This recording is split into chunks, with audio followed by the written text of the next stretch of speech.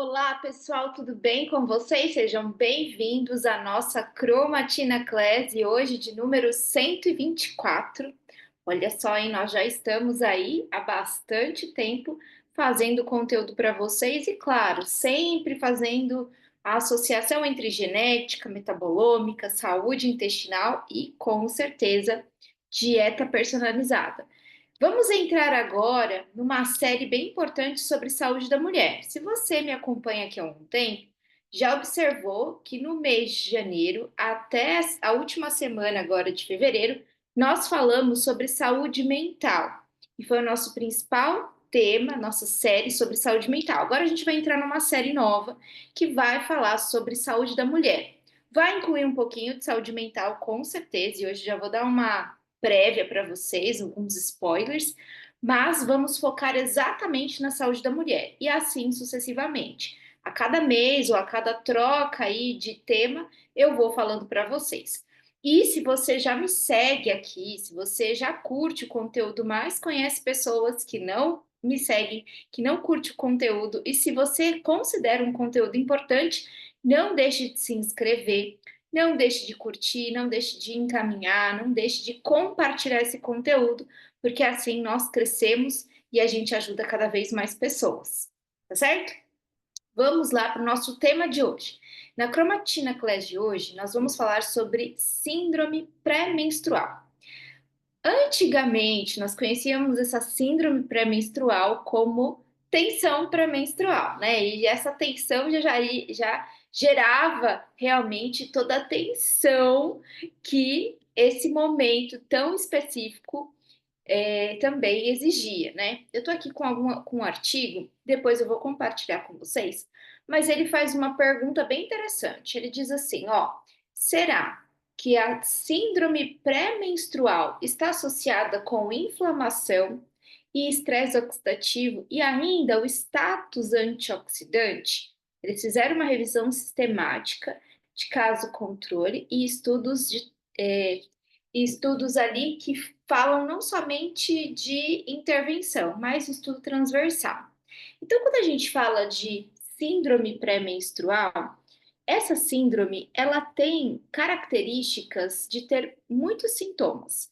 Então, eu não tenho um padrão, mas eu tenho uma sintomatologia muito geral entre as mulheres, né? Então, é uma combinação de sintomas físicos, então dor, inchaço, mas também de sintomas emocionais. Por isso que eu comentei com vocês que a gente não vai ficar sem falar a respeito de saúde mental nessa nova série de saúde da mulher, porque eu tenho impactos muito importantes que vão, de fato, promover alterações quando a gente fala de qualidade de vida.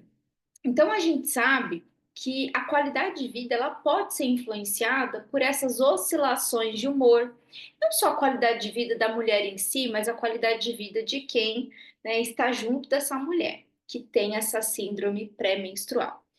O diagnóstico global ele inclui principalmente nessas variedades aí de sintomas, dependendo da localização que os estudos foram feitos, um diagnóstico que varia, né, de 12 a 48%. Então, é uma alteração muito comum, né? Principalmente eles estimam ali que a qualidade de vida cai em 30% das mulheres que passam por algum sintoma, tem alguma sintomatologia.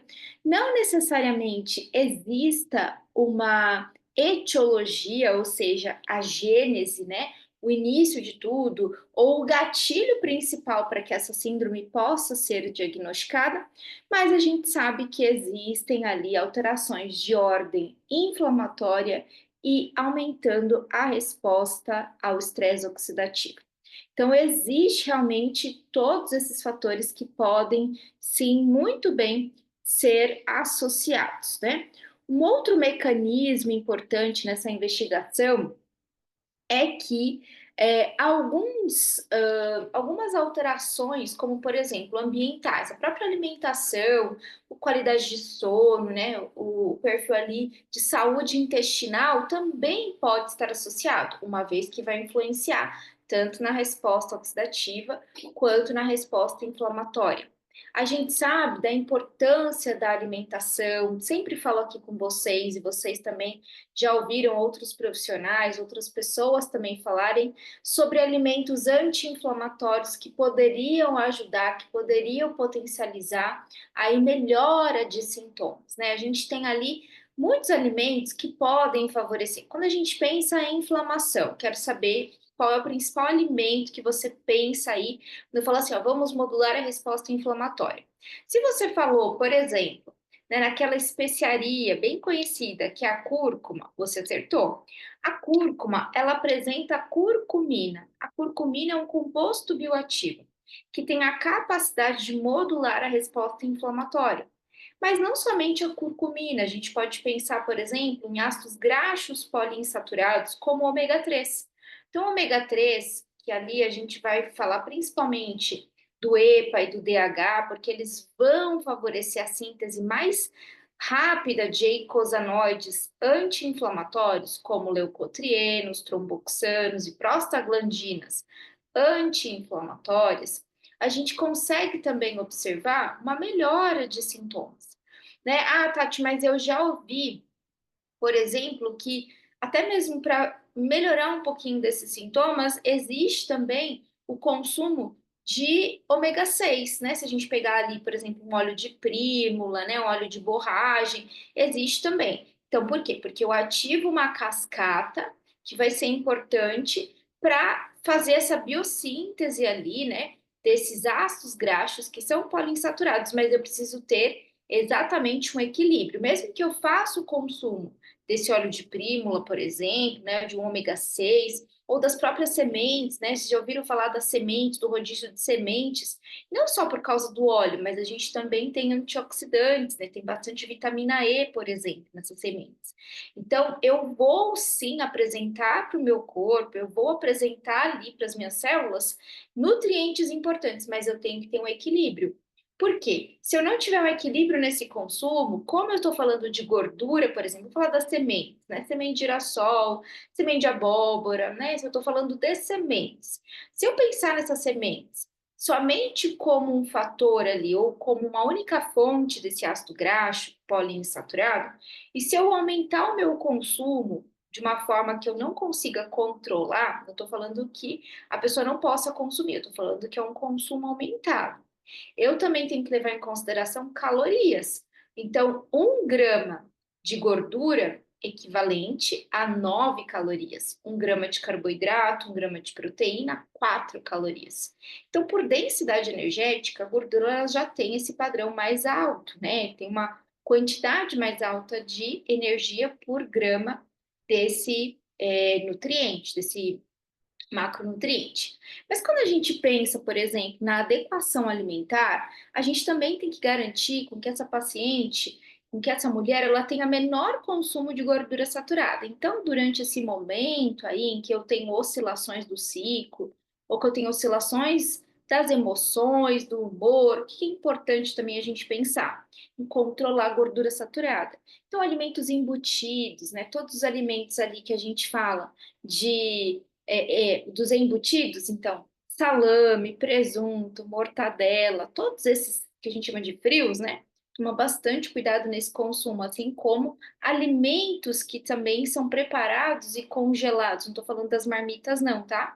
Aqueles alimentos lá que você conhece, eu tenho certeza disso, que são preparados com muitos conservantes, que são embalados por grandes empresas e que são distribuídos e você só pega ali do freezer do mercado e põe ali no seu micro-ondas e está pronto para consumo. Muito cuidado, porque ele também tem uma alta quantidade de sódio, além dos corantes, além dos conservantes, e esse sódio possibilita também o aumento da retenção hídrica, dando mais sensação de inchaço nessas mulheres. Um fator muito comum que pode acontecer é a oscilação, por exemplo, da saúde intestinal.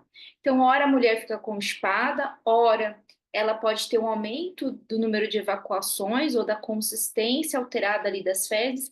Então, eu preciso também regular bastante esse intestino. Por isso que é importante sempre ter um controle no consumo de fibras, no consumo de água, no consumo de proteínas, né, de alta digestão, e essa digestão ela precisa ser melhorada. Então, muitas vezes, a gente pode até acrescentar enzimas digestivas para ajudar a favorecer a entrega desses nutrientes.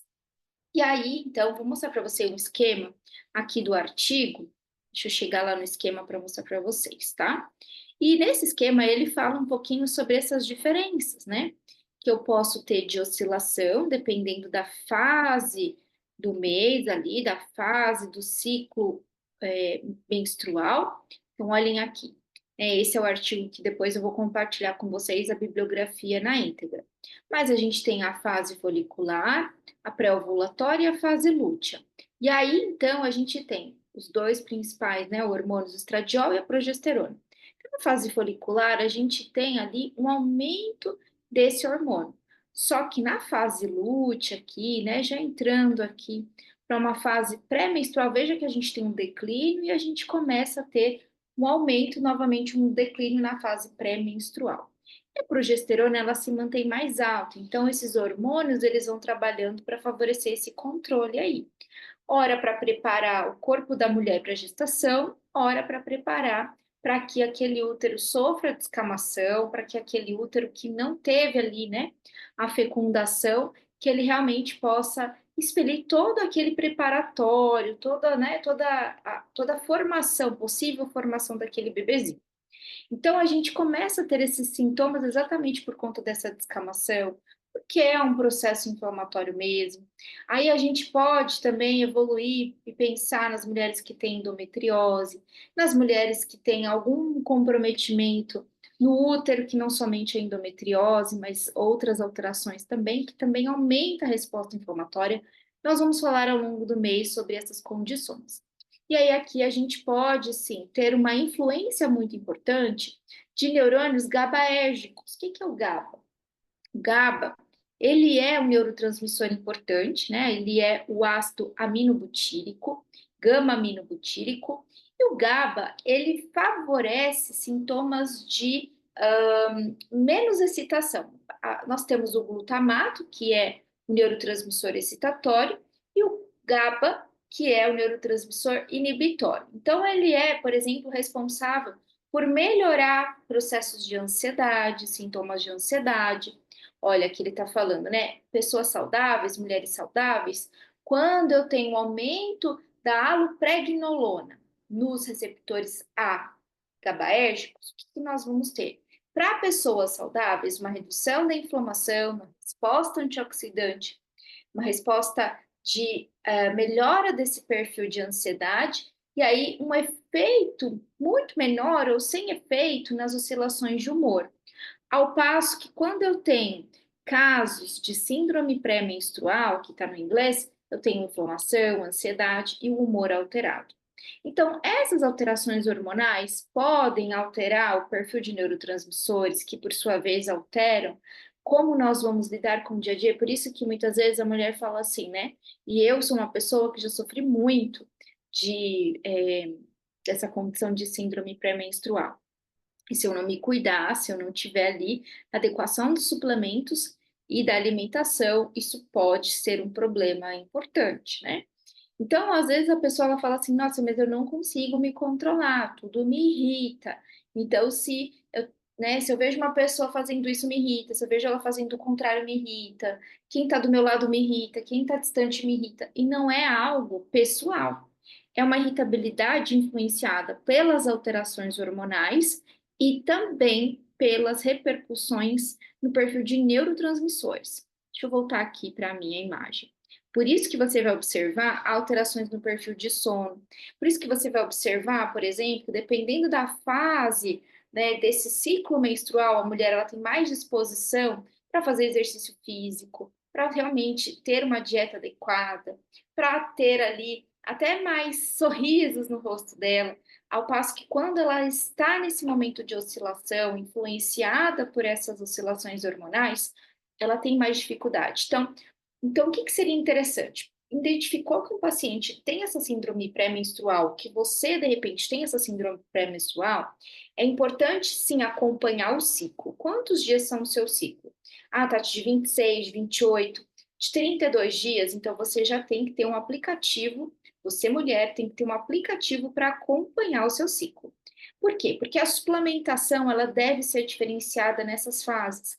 Então, se eu sempre suplemento, por exemplo, ômega 3, nessa fase, eu posso aumentar esse ômega 3. Se eu sempre suplemento vitamina D, nessa fase, dependendo da minha necessidade, eu posso potencializar. Tudo isso tem que ser muito bem orquestrado junto com o profissional da saúde. Não faça nada da sua cabeça, nada, sabe, da sua hipótese, por favor. O que eu posso, claro, fazer hoje, Tati? Melhorar a hidratação. Então, dá para você tomar mais água, de repente até tomar uma água de coco para melhorar os eletrólitos, potássio, sódio, né? Principalmente o potássio aí, mas vai acabar regulando um pouquinho o sódio também. É importante, sim, de repente, trocar algum exercício de força para um exercício de menor impacto. Então, Tati, eu faço crossfit e não consigo render no período menstrual, no período pré-menstrual, né? Às vezes no menstrual até rende, mas no pré-menstrual não rende tanto. Então, de repente, fazer algumas trocas desses exercícios de alto impacto para exercícios de menor impacto. Então, de repente, uma natação, uma caminhada, um yoga, né? Exercícios que vão promover um relaxamento, não só físico, mas também mental. De repente, se apoiar mais nas suas leituras, que não tenham a ver com o trabalho, de repente, na meditação, né? Nas orações, enfim. Nós precisamos buscar recursos também, além dos recursos que nós temos da parte alimentar, de suplementação, buscar outros recursos. Tem mulheres, por exemplo, que aumentam dores, não somente dores musculares, mas dores que parecem envolver ali sistema circulatório, vascularização, e isso precisa ser revisto. De repente, aumentar a quantidade de complexo B. Então, só que isso eu estou falando de uma forma generalizada. Eu preciso conhecer cada indivíduo. Eu preciso ter um conhecimento profundo ali do meu paciente. Estou falando aqui porque nós estamos dentro de uma rede social em que eu posso comentar de forma mais generalizada. E evitar, gente, a todo custo, excesso de doce. Por quê? Porque vai ter queda de serotonina. Queda de serotonina induz ao erro. Queda de serotonina faz com que a mulher tenha maior vontade pelo doce. Eu preciso do chocolate. Só que o chocolate, ele não só tem açúcar, ele vai ter bastante gordura também, né? E, claro, vai trazer aquela satisfação. Tati, mas traz a satisfação. O cacau não tem, né, mais triptofano que induz a formação de serotonina? É verdade. Assim como a banana tem também, né? E eu não vejo as pessoas assim, nossa, eu tô ansiosa porque eu preciso comer uma banana, né? Mas o chocolate tem. Claro, gente, tem sim o suporte emocional, tem sim essa condição de sensação de bem-estar, com certeza tem. Mas ficar muito atento a esses sintomas, por quê? Porque começa a gerar desequilíbrio. Então, eu começo a comer mais gordura saturada, essa gordura saturada me inflama mais, eu tenho problemas vasculares, esse retorno venoso ele é mais dificultado, sensação de inchaço, o intestino ali, você está constipado, pensa, o sono não está legal, você está irritado. Então, são muitos sintomas que vão levar a uma queda da qualidade de vida nesse período. Sua produtividade vai ficar alterada, sua razão fica mais alterada. Então, você tem que tomar uma decisão. Assino o contrato, não assino o contrato? Vou viajar para aquela proposta de emprego novo ou fico aqui nesse daqui? Então, tomar bastante cuidado, que pode ter impacto, às vezes, agora, nesse momento, mas que pode repercutir lá na frente, né? Por isso que é tão importante a gente entender quem é essa mulher, qual o histórico clínico dessa mulher, o que trouxe essa mulher para cá, né, para o consultório. Então, eu preciso fazer toda essa avaliação antes realmente de melhorar o consumo, mais suplemento. Mas o consumo alimentar eu já posso dar algumas orientações, concorda? Então, água, né, evitar excesso de doces, de açúcar, de gordura, exercícios de alto impacto, troca desse exercício para um exercício de menor impacto, meditação, oração, leituras que vão além, por exemplo, do trabalho, né? Sono, então muitas vezes a gente aumenta a dose de magnésio também, até para provocar um pouquinho de relaxamento muscular. E aí esse sono tem um impacto importante, aumentar B6. A vitamina B6 também vai ser importante para que a gente tenha aumento de GABA, formação de GABA, também ajuda no sono. Então, olha só, são estratégias que a gente vai colocando alimentos de verdade, né? Então, alimentos mais in natura, são vegetais, legumes, frutas, tentar trabalhar com maior variedade possível e menos desembalar, menos alimentos ultraprocessados, menos alimentos industrializados possíveis, por causa dos condimentos, dos conservantes e, né, de todo esse repertório que esses alimentos podem apresentar. Isso já vai ajudar muito na saúde da mulher que você trata, de repente, ou se você é mulher, já comenta aqui. Você conhece alguém que tem esses sintomas, que tem essa síndrome pré-menstrual? Eu quero saber. E de antemão, já quero também fazer um convite especial, porque como a gente vai falar bastante esse mês, até março, sobre saúde da mulher, eu quero fazer um convite especial para você, que é profissional da área da saúde ou estudante, porque no dia 23 de março, desculpa, 22 de março, nós vamos fazer o primeiro meeting de nutrigenômica e saúde da mulher. E nesse meeting a gente vai falar sobre tópicos sobre como esse que a gente comentou, da síndrome pré-menstrual, a gente vai falar sobre menopausa, a gente vai falar também da influência dos hormônios nos neurotransmissores, a gente vai falar também de lipedema. Então, são tudo que envolve a saúde da mulher, sabe? Então, a gente vai falar, por exemplo, das alterações cardiovasculares, mas eu vou focar em MTHFR, focar na condição do ácido, né, do ciclo ali do ácido fólico, do ciclo da homocisteína. A gente vai falar sobre estratégias nutricionais que podem ser favoráveis para modular. Serão 4 horas de conteúdo das 8 ao meio-dia. Vocês terão acesso por 3 meses com certificado de 4 horas e ainda por um super investimento, gente, tá? Super em conta. Eu, se fosse você, não perderia, porque vocês vão receber material, tem certificado, tem a gravação. Então, já escaneie aqui o QR Code, garanta a sua vaga, porque a gente tem vagas limitadas também, né? Exatamente por conta da plataforma.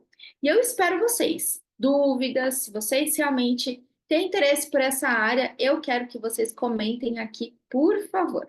Lembrando, então, que nesse mês, finalzinho agora de fevereiro até março, praticamente um mês, nós teremos a série de saúde da mulher. E se você quer algum conteúdo aqui, que eu prepare algum conteúdo específico, comenta aqui.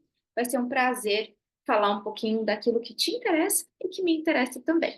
Um beijo grande para vocês, tenham uma ótima semana e não deixe de compartilhar esse conteúdo. Eu tenho certeza que muitas pessoas serão beneficiadas, tanto mulheres quanto homens, hein? Quem vive aí com essa mulher em fase de síndrome pré-menstrual vai te agradecer, eu tenho certeza disso. Galera, grande beijo para vocês, fiquem com Deus e até semana que vem. Tchau, tchau.